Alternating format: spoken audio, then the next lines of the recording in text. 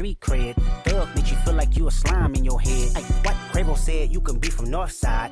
What 2 Chainz say you good, but he lied. You run to Atlanta when you need a few dollars. No, you not a colleague, you a fucking colonizer. The family matter and the truth of the matter. It was God's plan to show y'all the liar. He a fan, he a fan, he a fan. He a fan, he a fan, he a freaky ass nigga, he a 69 God. Freaky ass nigga, he a 69 God. Hey, hey, hey, hey, run for your life. Hey, hey, hey, hey, run for your life. Freaky ass nigga, he a 69 God. Freaky ass nigga, he a 69 God. Hey, hey, hey, hey, run for your life. Hey, hey, hey, hey. Anyway, it's your boy Rob J. I know you might be a little bit confused about how or why I would correlate these two artists, Drake and Ja Rule. But if you follow my logic path, I think you might be able to see where I'm going with this. So I'm gonna do 3 things. I'm gonna first talk about the history of rap beef in general. Also, the history of the rap beef specifically between Ja Rule and 50 Cent and how this correlates to Drake and Kendrick. Then I'm gonna go into the differences between these two artists, Drake and Ja Rule, and then I'm gonna talk about how I think they are the same. I'm also going to touch on how 50 and Drake are pretty much the same nigga in a lot of ways as well. Basically, that's what we're going into today. We're going to compare Drake to Ja Rule because I feel like, and then somebody else probably feels that way too, I would assume, is there's some correlations here. It's a lot of straight lines you could draw right between Drake and Ja Rule and this whole Kendrick and Drake beef that's happening right now in the world today. Well, I would say it's probably dead by now. I think it's probably dead. I think it's clear to everybody who won, except for the people that's delusional. But that's neither here nor there. First, let's start with the history. Rap beef in hip hop has been happening since before people were really recording hip hop records on a regular basis. It's hard to imagine in the day and era that we live in today, a time in which people weren't recording every single fucking thing that comes out of their mouth. I know that's hard to believe for a lot of you kids. People that's probably under the age of 25 or under, or even up to 30. Might not even, it might be hard to remember a time where everything wasn't recorded. But back in the early days of hip hop, before everything was recorded, they had crews that would beef with other crews. And they would come to a party at a park, the sound system and the crowd, and that they would compete with each other right there at the same time in the same place lyrically. Okay, now I'm not gonna act like violence never occurred, because I'm sure they did. If you get a bunch of niggas together in the same space, sometimes shit's gonna happen. But generally, the beef was concluded with raps, lyrics. Then you get to the era where things are being recorded. Songs are being recorded. I think the first rap beef that I was aware of was the rap beef between LL Cool J and Kool Moe Dee. I think that was the biggest real rap beef in the beginning era, the golden era of hip hop, as they say. But, I remember there's a beef between, this group and that group, like UTFO, I believe, and Roxanne Shantae was beefing, because they had a song called Roxanne, and she was the Roxanne, it was another Roxanne, it was the real Roxanne. Rap beef been going on since the beginning of rap. Hip hop beef has been going on since literally the inception of hip hop. Okay, then, you go to the what some would consider the golden era. I consider the golden era the beginning, but some people consider the golden era the best era, or their favorite era, which would be the 90s, where I feel like some of the greatest hip hop came out of that time. A lot of people seem to agree with me. They would call it the golden era. It's the 90s. You know, the 90s and the 2000s, you had plenty of rap beefs. But the biggest of that era, I would say probably the late 90s, early 2000s, would be Nas and Jay-Z. Obviously, the 90s had the biggest rap beef ever of all time. In hip-hop is probably Biggie and Tupac. You know what I'm saying? But Tupac had rap beef with hella niggas. He had beef with Nas. He had beef with Mobb Deep. He had beef with the Fugees. So, you know, I mean, like, rap beefs have always been a part of hip-hop. Competition has always been a part of hip-hop. People fighting for the number one spot has always been a part of hip-hop. Fast forward a little bit to the early 2000s, then you get, first you got Jay and Nas, then you had John 50. Jay and Nas had another legendary classic, hip-hop beef. It was one of the first real lyrical beefs, because Pac and Biggie was beefing rap-wise, but there was a lot of subliminals, and then, you know, he actually had Hit 'Em Up and Who Shot Yas, and I don't feel like that beef was really lyrical. That was the beginning of a really messy, a really gossipy beef. That was the beginning of that in hip-hop. That transcended, obviously, even the battle rap field, where the URLs. Niggas is hella messy. They go find out your real business and your real life, and they put that shit on the stage in front of the hundreds of people, the thousands of people that's watching at home. It's always been a part of hip hop to get messy since at least the 90s. You know what I'm saying? So I don't understand the whole thing about how it's all of a sudden getting gossipy. It's not all of a sudden. Get to Jay-Z and Nas. Got the first real lyrical beef, you know. You had beef between LL Cool J and Cannabis. A bunch of the rappers. I'm just put them up. Boom, boom, boom. Whole bunch of rap beefs that happened. Then you got John 50 in the early 2000s. Okay, now at this time, Ja Rule is popping off. I mean, he has got to be one of the biggest, if not the biggest, hip hop star at this time. Living it up, you'll put it on me. He got songs with Ashanti, Lil Mo, always getting it in. It's a transformation that happened in hip hop from the shiny suit era to coming back to more gritty. And that's when 50 came into the picture. Okay, so then you had 50 and you had Ja Rule. And then 50's like, hey, Ja Rule's at the top spot, but I don't like this nigga. I'm gonna take him out. So that's what he does. Now, mind you, 50's shitting on everybody. He literally has a song where he's shitting on everybody. He don't care. He go with anybody. He doesn't care. But at this time, Ja Rule is the one that's doing it the biggest. So he's the target. That's the correlation. One of the correlations. The first correlation between this situation and the Drake and Kendrick. Because Drake's at the top. Drake had the number one spot. Kendrick's like, I don't like that. I'm gonna take that. So that's your first correlation. I'm gonna go ahead and talk about the differences now between the two artists, because I think everybody already knows that Ja Rule, 50 went at it. Ja Rule was at the top. 50 came, get out of here, took a spot. But it's how he did it that's funny to me. But I'll touch on that later. Now I'm gonna talk about the differences. Differences between Ja Rule and Drake. So you got Ja Rule, he was taken out by a master troll. But then you got Drake, and he is a master troll. Like 50. Like Drake right now is like a meme. He's like the king of memes. And 50 was the king of memes before there was memes. Like he was that nigga on mixtapes.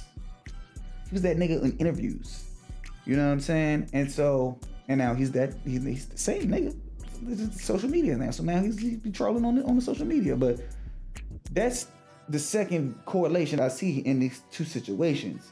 You know, obviously in this situation, 50, you know, in this situation, Drake is 50 and Drake ain't winning. But that's a correlation there in the way they use, you know, insulting and humor and just, you know, memery, you know, to get the edge on their opponent. And 50 see it too. You know, he got tweets, you know, they both similar. You know, they both have that hunger, that same hunger for the top spot that I think some of the artists that I like the most just don't have. You know, that's not why they doing it. You know, they feel like they probably feel like they are the best, but it's not like, I gotta be the best. You know, that's something else. That's something different. That's not really attached to artistry. Sometimes it comes along with it, but it's not really attached to the artistry itself. Okay, it's competition. 2, I feel like Ja Rule obviously has a clear regional identity. He's a New York ass nigga. You know what I'm saying? Then you got Drake. Nah, not really. He's no real regional identity. Yeah, he's this guy. Yeah, we know he's from Toronto, but what does that sound like? If you listen to Drake, you won't know. Most artists from Canada, I don't really know what that sounds like. That come out here. You make it American hip hop. It sounds like other shit. It sounds like other niggas. It sounds like Atlanta. It sounds like New York. It sounds like wherever, it sounds like, UK drill, whatever. Sounds like something else. Then you got Ja Rule. He's actually an authentic artist. If you listen to Ja Rule's work from the first thing he came out with. Shouts to my thug niggas worldwide. Peace to the east side, west side nigga ride. Check out the way it's going down in the underground. The click is packing 4 pounds of full pressure. All the way to the last album that he came with. It's kind of like Eugene LeBron from New York. Speaking of New York, the city was so long. It's pretty much consistent body of work. He ain't switched styles that much. Yeah, he went from harder and grittier to songs for the females more so, but still, even on those albums where he focused the singles towards songs for the females, he still kept it hood on most of the album. He still kept it hella New York on most of the album. One of his biggest singles he ever had was I got 100 to 100. I'm from New York. No, that song was a banger. Even after he had got kind of taken out by 50, he still had a banger. Because he stuck to his roots. He stuck to his authenticity as an artist. Drake, on the other hand, is a cultural vampire. He don't really have a sound. He don't really have a quintessential Drake sound. Like, OVO kind of has a sound as a whole that's based off the beats from 40, whether it be Party, they kind of crafted a sound, but that's not Drake. Drake just rapping and singing to those beats. And he does pick, and that's a part of it, obviously, but, that's not really Drake sound. Drake hops from place to place and sucks the energy off of the places that he go to and use their sound. And just switch from place to place, whether he go over here with More Life and he go to UK and suck they shit up, or if he go down here to Memphis and suck they shit up, or he go down here to Texas and he suck that shit up and regurgitate, or if he absorbs formats. All of that is just other people's sounds that he's doing. I think the last difference that I came up with was Ja Rule kind of got ridiculed for nothing. And this is what I was touched on earlier a little bit. If you really look at it, in retrospect, hindsight is 2020. In retrospect, if you really look at it, Ja Rule was making songs that the ladies is for sure going like. He's singing. Then 50 comes out of nowhere, hella gutter, hella grimy, hella New York, hella thugged out gangster shit, and it's like, yo, this nigga singing. That was one of his main arguments to us that we should not fuck with Ja Rule and that he's not a real nigga is that he's singing all the time. The whole time, if you look at what actually happened, 50 comes immediately after that and starts singing. He really ain't stopped singing. He was singing on every album after that. Every album, and even on Get Rich or Die Trying, he had Nate Dogg singing. 21 Questions is the exact type of song that he was just shitting on Ja Rule for making. Then he comes around and does that on the same, whatever. We didn't see it then, but hindsight is 2020. We killed Ja Rule for nothing, as opposed to Drake, who actual punishable offenses if they are true, if these allegations are true. We talk about, out here getting BBLs, Ozempic and BBLs and shit. That's not cool, is it? Like, what? You can't just go to the gym, nigga? Then you acting like you go to the gym, but really just taking Ozempic and getting fucking etched abs at Dr. Miami. That's whack. Really, even if you ain't actually blank a file, not audio file, not francophile. If you not really that, you damn sure grooming. Without a doubt. There's all these evidence right here. Well, bam, bam, bam, bam. But There was that case. The 350,000 pounds that you paid out. I'm like, Drake gonna watch this shit anyway. So those are the differences between the two. But I feel like there are way more similarities. So here are the similarities. How are Ja Rule and Drake similar? First off, they both actually can rap like shit. Okay? They both actually are fire artists. You know, I can't act like I wasn't a fan of Drake until, like, you know, I started really like looking at his body of work and seeing that, you know, he's just a cultural vampire, which I didn't make that term either, by the way. So I'm gonna give credit to the nigga that did, but it's not a culture vulture. He's a culture vampire. A vulture picks off of something that's dead. A vulture, it's already dead, and then they come and pick off the remnants of it, the leftovers. That's not what he does. He's a vampire. He was like, oh, that shit is popping. Let me go get that energy. Let me go just make myself a little bit more relevant by sucking up that energy. That's what he does. He's a culture vampire. So they have that in common. Like, you know, you're not. Ja Rule was an easy target. Drake is not an easy target. They both actually make good music. Number two, they were opposed by equally important artists. Kendrick is important for the culture. At the time, 50 was important for the culture. They're both being opposed by somebody who's trying to bring the culture of hip hop back to something that it once was that's better, something more authentic, I think. I mean, like I said, maybe 50, not so much, but he was trying to change the game. He was trying to get off the shiny suit shit. He was trying to bring it back to the gangster shit. You know, Kendrick trying to bring it back to the real shit.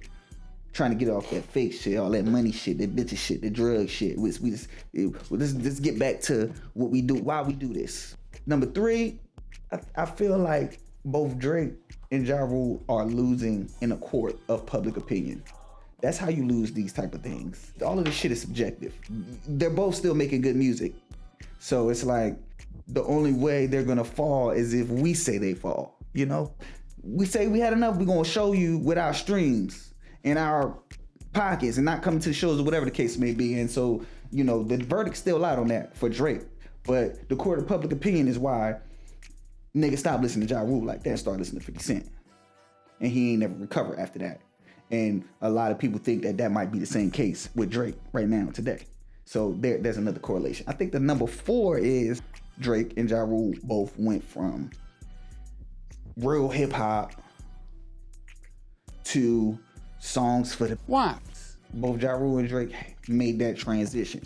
If you look at Ja, he was, you know, Vinny Vici, he was gangsta as hell. Then you got Rule 336, he's singing to the wife. And Drake, same thing. He was backpacking on them and Come Back Kid and all the mixtapes and all that. And in Houston, Atlanta, Vegas, you know, So Far Gone, he come out, he's singing for the wife. You feel what I'm saying? So it's like, that's another major correlation I see between the two.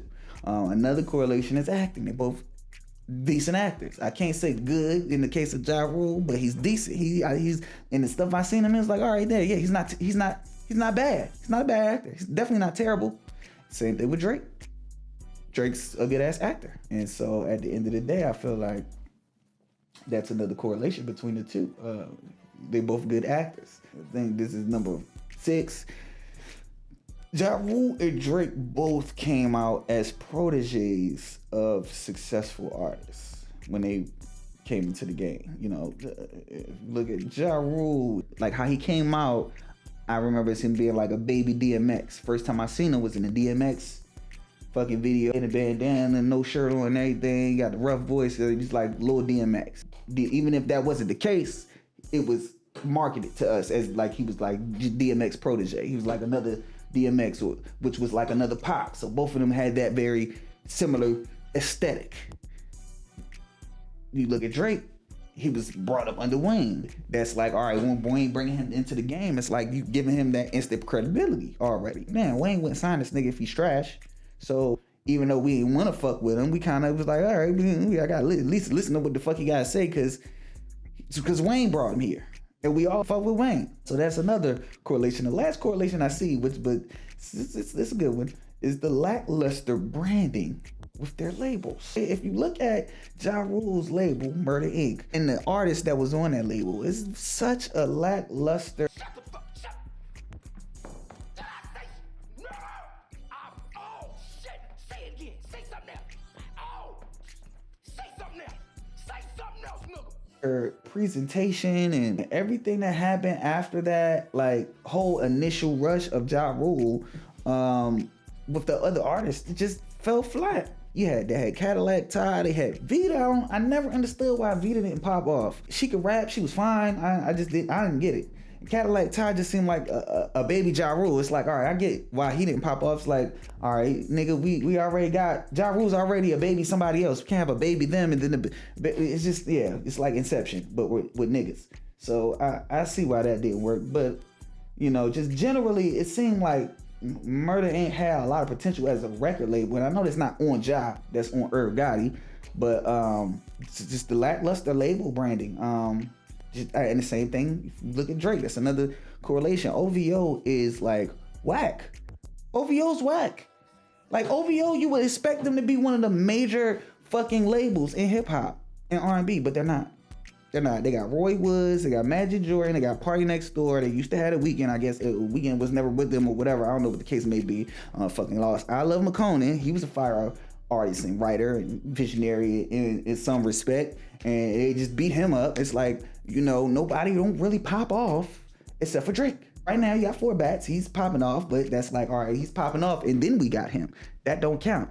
And Party, he always been doing his own thing, but Party's a producer. He's a writer. You know, he's an artist. He's a triple threat. You feel what I'm saying? So of course, Party's gonna do his own thing, but it's like he's not doing it for OVO. It's like Party.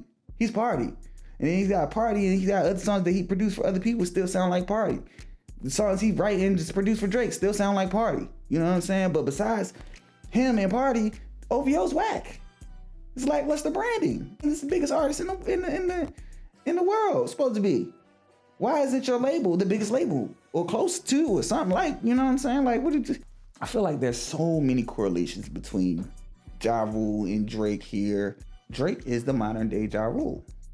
I feel like if I had to call it, if I had to put my money on it, I would say what happened to Ja Rule is gonna happen to Drake. He might have one more hit, he might have one more record in him, but it's over for him. And I've been calling for his defeat, and not in a way like I've been wanting it, but I've been predicting it. I've been saying like, oh, he's winding it down. He's winding it down, especially when I saw him and J. Cole teaming up. It's too late. Anytime I see a nigga that's been on a solo run for so long, doing it big, get to do a double headline. All right, I already know what's up. You wrapping it up, B. Just like Dave Chappelle show. Wrap it up, B. Where the sign at? Wrap it up, B. Because I already seen that's what he was doing. That's what he's doing. For bonus points, Drake and 50 is so much alike. Like I said, they both master trolls. They both got that hunger for the top spot. They both was underdogs. Nobody wanted 50 to win. Nobody wanted 50 to win. Everybody hated 50 when he first came in the game. You know what I'm saying? Nobody wanted that nigga to get to the beat on the top. He came in there swinging at everybody. Every niggas hated him. Same thing with Drake. Not they hated him because he came in swinging at everybody, but nobody wanted fucking Drake to be in it. Everybody was some fucking Degrassi ass nigga. Get the fuck out of here. You might not remember that, but I remember what hip hop was before Drake. And when he first started getting him, I seen him in the video here and making songs there, and he was with Trey Songz in the Wonder Woman video. I was like, oh shit, that's a little nigga from Degrassi. Like I remember my little sister used to watch him, and I'm like, all right, that's what's up. He was rapping on the show. He probably gonna be. Because I could tell when he was rapping on the show, he really wrote those raps. Because if you're a rapper, you could tell. If you're a writer, you could tell. Even on the show, it's supposed to be fictional. If they wrote that or not, something in it. It's like, I was like, all right, that nigga wrote that. I don't know whether they told him that, you rap, so you should write a rap right here. Or if he wrote a rap and was like, yo, you should put this in there. I don't know how it happened, but I could tell that he wrote those raps. And so when I seen him in the video, I was like, all right, he's gonna try to be an artist. Then, the ladies put out some music, and then I hear he did that, and then next thing I know, he with Wayne. And yeah, like we first got in, it's like him and Kanye, they was not trying to let them niggas be in because we was in the 50 Cent world, we was back in the gangster world of rap again, and niggas was not trying to let it get back to the shiny suit shit, but commercialism took over again as it tends to do. And here we are. This is where we at. We at another turning point where people is tired of that shiny suit shit. Niggas is starving. Niggas is struggling. We ain't trying to see everybody talking about bullshit all the time. Like, talk about something real. It's never changed another guard. And long live Kung Fu Kitty, because I'm definitely of the opinion that partying and having fun and is all that is all well and fine. But at the end of the day, bro, we need something to fucking change. Like, we need something to shake immediately, and that's not gonna get it done. Niggas that don't never say nothing about what's going on ain't gonna get it done. That's where we at with it, man. Fucking get this freaky ass nigga out of here.